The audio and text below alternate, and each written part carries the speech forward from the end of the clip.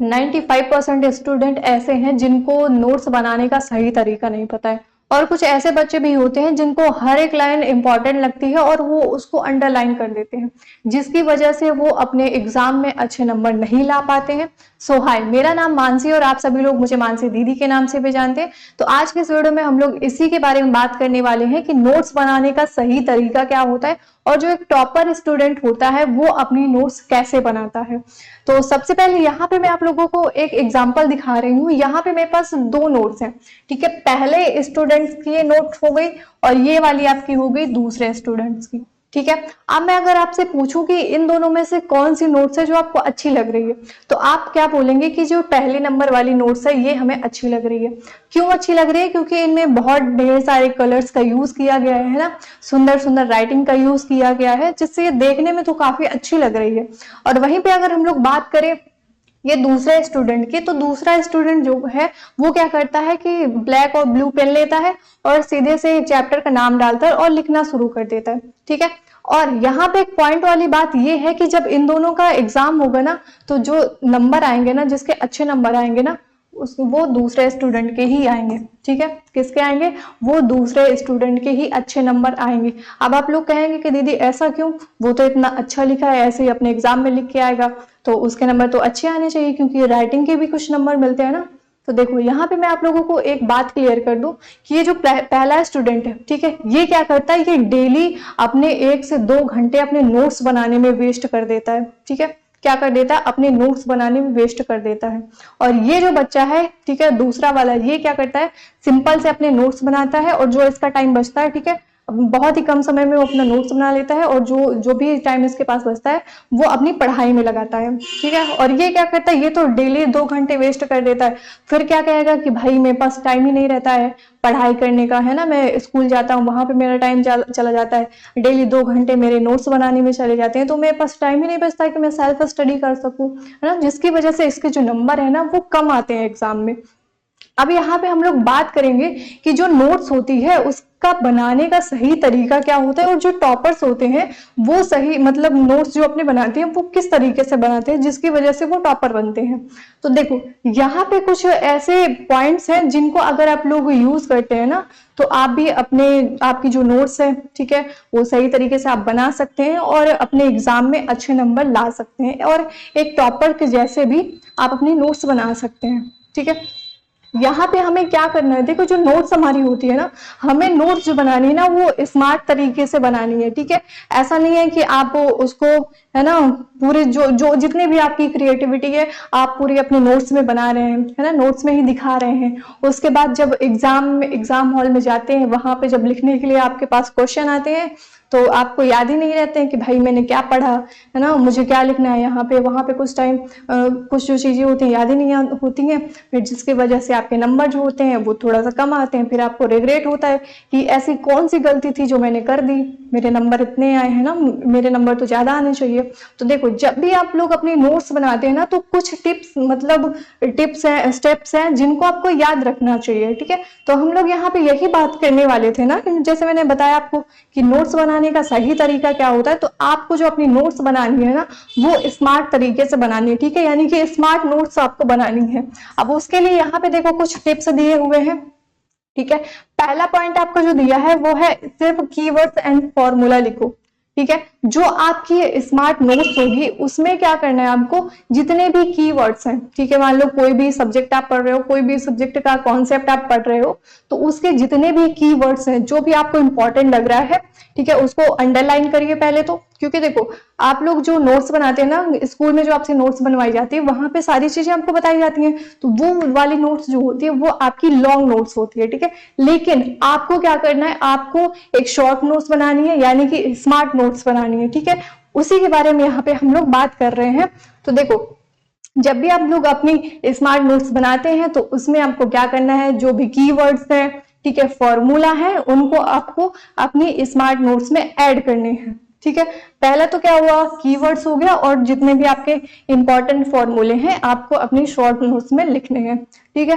दूसरी आपकी जो पॉइंट है, यानी कि दूसरा टिप्स आपका क्या है कि डिफिनीशन शॉर्ट्स रखो, ठीक है, क्योंकि जब हमारे स्कूल में डिफिनीशन बताई जाती है ना, तो 4 लाइन की हो गई ना, 5 लाइन की डिफिनीशन ही बता देते हैं, है ना। तो आपको क्या करना है, आपको उस डिफिनीशन को पहले तो ध्यान से पढ़ना है। ठीक है, क्या करना है, पहले तो ध्यान से पढ़ना है, फिर उसको आपको अपने वर्ड में लिखना है। ठीक है, सिंपल लैंग्वेज में आपको लिखना है उसको, यानी कि शॉर्ट डिफिनीशन उसकी बनानी है।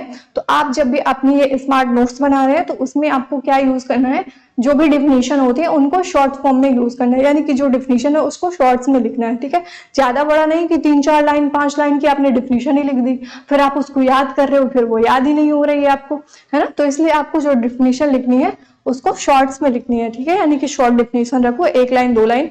ठीक है, 1 लाइन तो कम ही हो जाएगी, 2 लाइन 3 लाइन की आप डिफिनीशन लिखो, ज्यादा से ज्यादा 2 लाइन या 2.5 लाइन। ठीक है, इतनी की आपकी डिफिनीशन होनी चाहिए।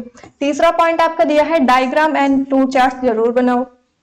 आप देखो, कई सारे बच्चे होते हैं ना कि जो डायग्राम्स होते हैं उनको इग्नोर कर देते हैं, और फिर यही डायग्राम्स जब वो एग्जाम में पूछे जाते हैं ना, है ना, तो वो जो एग्जाम होता है ना जहाँ पे आपके डायग्राम्स पूछे जाते हैं, वो वहां पे आपको इग्नोर कर देते हैं।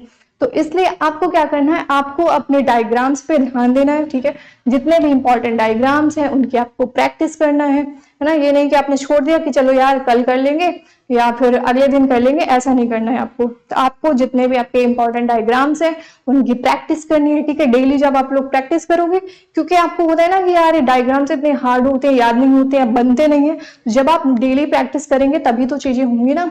मान लो कोई सब्जेक्ट है आपको याद नहीं हो रहा है, तो आप उसको छोड़ देते हैं, लेकिन जो एक टॉपर स्टूडेंट होता है ना, वो क्या करता है, वो उसी सब्जेक्ट को लेकर बैठेगा। भाई कैसे नहीं याद होगा, तो याद होगा मुझे, है ना, क्या होगा, तो याद होगा मुझे, कैसे नहीं होगा। भाई वो मेहनत करता है ना उस चीज को करने के लिए। तो इसलिए आपको भी मेहनत करनी होगी, क्योंकि आपको अगर टॉपर बनना है, टॉपर के जैसे नोट्स बनानी है, कि टॉपर के जैसे आपको नोट्स बनानी है, तो टॉपर के जैसे आपको मेहनत भी करनी होगी। ठीक है, तभी आप लोग टॉपर बन पाएंगे, तभी आप लोग टॉपर के जैसे नोट्स बना पाएंगे। तो आपको क्या करना है, डायग्राम्स और जो आपके फ्लो चार्ट्स होते हैं। अभी आप सोचेंगे कि फ्लो चार्ट्स कैसे बनते हैं। देखो, मान लो कोई कॉन्सेप्ट है, ठीक है, डाइजेस्टिव सिस्टम है, रेस्पिरेटरी सिस्टम है, आपका रेस्पिरेटरी सिस्टम हो गया, डाइजेस्टिव सिस्टम हो गया, है ना, सर्कुलेटरी सिस्टम हो गया, जिसमें हम लोग हार्ट के बारे में पढ़ते हैं, है ना, और हार्ट में जो ब्लड का फ्लो होता है वो कैसे होता है। तो ये सारी चीजें जब हम लोग अगर थ्योरी में पढ़ते हैं तो चीजें कम समझ आती हैं हमें। तो इसलिए हमें क्या करना है, उन चीजों का क्या करना है, फ्लो चार्ट बनाना है। जब हम लोग फ्लो चार्ट बनाते हैं ना, तो उस टाइम पे क्या होता है कि अगर हम लोग उसको एक बार पढ़ते हैं, एक बार रिवीजन करते हैं, तो वो चीजें हमें बहुत जल्दी याद होती हैं।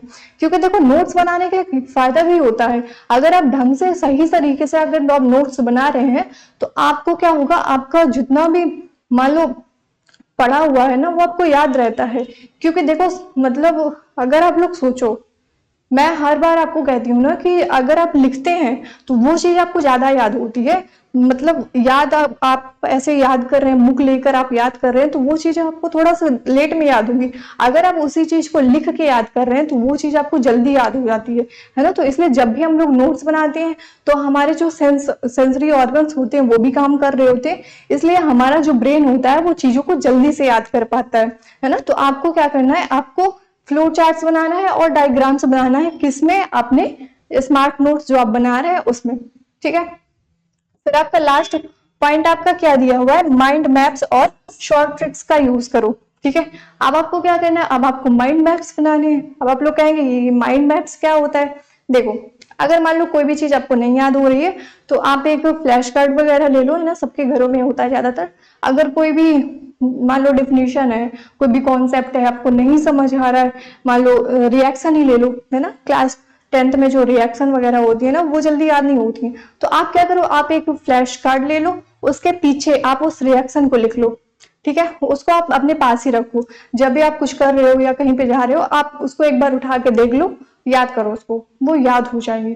ठीक है, तो इसलिए आपको क्या करना है, उसको माइंड मैप्स, ठीक है, माइंड मैप्स बनाने हैं आपको, और शॉर्ट ट्रिक्स का यूज करना है ना। कई सारे कॉन्सेप्ट होते हैं जो हमें समझने में थोड़ा टाइम लगता है है ना, जो याद नहीं होते हमें, तो उसके लिए आपको क्या करना है, उसके लिए आपको शॉर्ट ट्रिक्स का यूज करना है। ठीक है, अगर आप शॉर्ट ट्रिक्स का यूज करते हैं तो वो चीजें आपको जल्दी याद होती हैं। जैसे मान लो हिंदी हो गया, है ना, हिंदी में जो कवि होते हैं उनकी जो रचनाएं होती हैं उनको याद करने में थोड़ा बहुत ज्यादा, है ना, प्रॉब्लम्स होती है, याद ही नहीं होती है। उनका जन्म कब हुआ, उनकी मृत्यु कब हुई, है ना, कहाँ वो पढ़ने गए थे, कितने मतलब कितने तक वो पढ़े थे, है ना, और उनकी जो रचनाएं होती हैं वो कौन कौन सी, ये सारी चीजें याद करने में थोड़ा सा प्रॉब्लम होती है। तब अगर हम लोग उस टाइम पे शॉर्ट ट्रिक्स का यूज करके वो चीजें याद करते हैं तो वो चीजें हमें बहुत ही जल्दी और बहुत ही आसानी से याद हो जाती हैं। इसलिए आपको क्या करना है, शॉर्ट ट्रिक्स का यूज करना है, किसमें, अपने इस स्मार्ट नोट्स में। ठीक है, जब आप स्मार्ट नोट्स बना रहे हैं तो उसमें आपको क्या करना है, शॉर्ट ट्रिक्स का भी यूज करना है। ठीक है, तो ये क्या होता है, ये आपका होता है नोट्स बनाने का सही तरीका।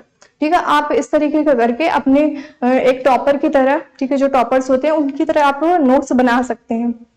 ठीक, तो आई होप कि आपको चीजें समझ आई होंगी, और अगर कोई भी प्रॉब्लम है तो आप लोग मुझे कमेंट सेक्शन में कमेंट करके जरूर बताइएगा। एंड मिलते हैं अपनी अगले वीडियो में, तो तब तक के लिए wish all the best. Thank you.